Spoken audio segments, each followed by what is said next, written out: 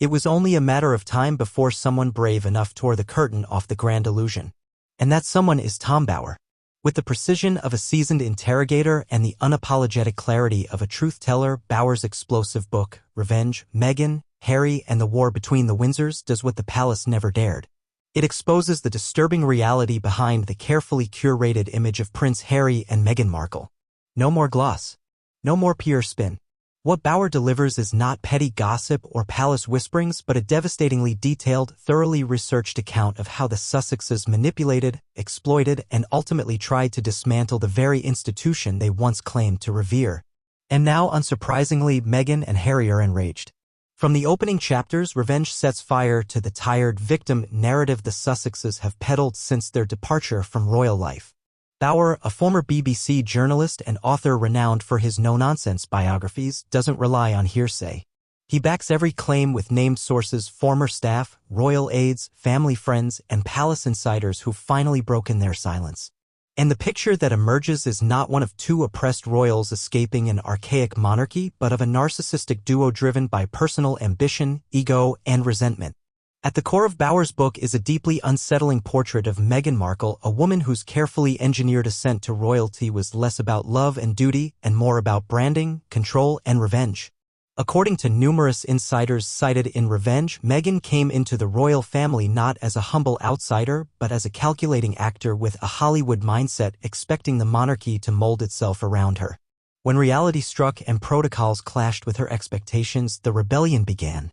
Bower documents how Meghan quickly alienated palace staff, earning the infamous nickname Duchess Difficult for her alleged bullying behavior, claims later confirmed by internal HR complaints and multiple resignations. One aide reportedly described the experience of working with Meghan as emotional cruelty. Another broke down in tears before quitting. These aren't anonymous tabloid blurbs. These are corroborated testimonies, backed by palace documents and timelines. Meghan, far from being the helpless outsider, wielded her influence ruthlessly and left a trail of disillusioned staff in her wake. Prince Harry doesn't escape unscathed either. In fact, Bower's depiction of him is perhaps even more damning. Once seen as the cheeky, lovable rogue of the royal family, Harry is now portrayed as a bitter, emotionally volatile man, unable to reconcile his personal grievances with the responsibilities of royal duty. Bower illustrates how Harry's paranoia grew as he became increasingly isolated, convinced that the press, the palace, and even his own family were conspiring against him and Meghan. Most catastrophically, Bower explains how Harry, under Meghan's influence, abandoned the one institution that gave his life meaning, the monarchy. Driven by resentment over his spare status and emboldened by Meghan's Hollywood disdain for tradition, Harry waged a silent war against his own family. The result? A dramatic break from royal duties, followed by a string of public betrayals, the Oprah interview, the Netflix docuseries, the Spotify podcast, and of course, his tell-all memoir Spare, which painted his father and brother as emotionally inept villains. But Bower digs deeper. He doesn't just recount what happened, he explains why it happened. And the answer is simple: power. Meghan and Harry, Bower argues, didn't leave the royal family for freedom, they left because they couldn't control it. They resented the hierarchy, the protocol, the senior royals who wouldn't bow to Meghan's Americanized worldview. When they couldn't run the show from within, they decided to torch the institution from outside. What followed was a carefully orchestrated PR campaign, painting themselves as victims of racism, smearing the palace as oppressive and outdated, and attempting to build a parallel royal brand in California. And yet, Bower reveals that campaign is failing.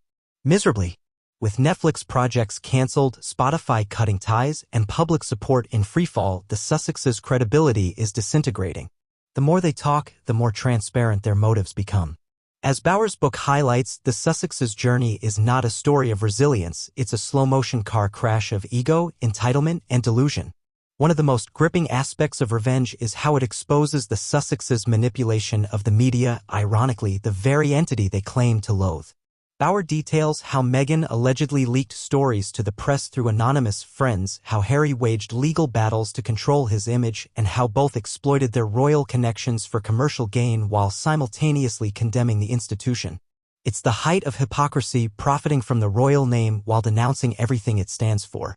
Furthermore, Bower pulls no punches when discussing the damage Harry and Meghan have inflicted on the monarchy.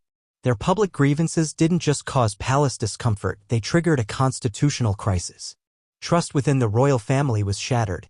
International headlines questioned the monarchy's relevance. The Queen, in her final years, was forced to deal with a self-inflicted firestorm ignited by her own grandson. And let's not forget the real victims in the saga: Prince William, Kate Middleton, and King Charles.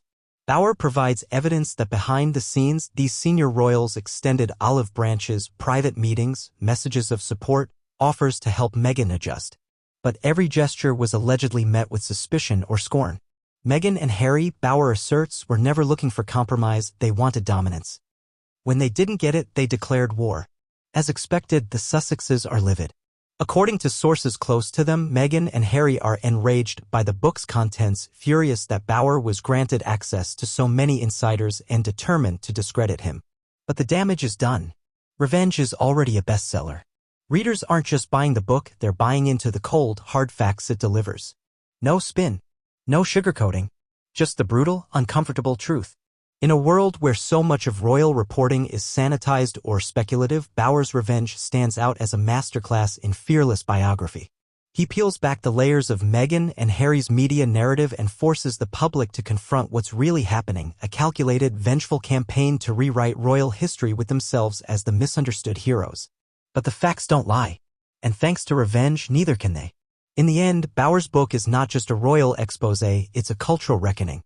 It asks difficult questions about celebrity entitlement, victimhood narratives, and the weaponization of identity for personal gain.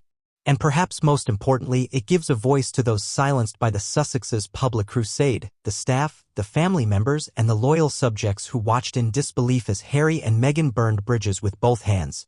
Meghan and Harry wanted to control the story. Tom Bower made sure they couldn't.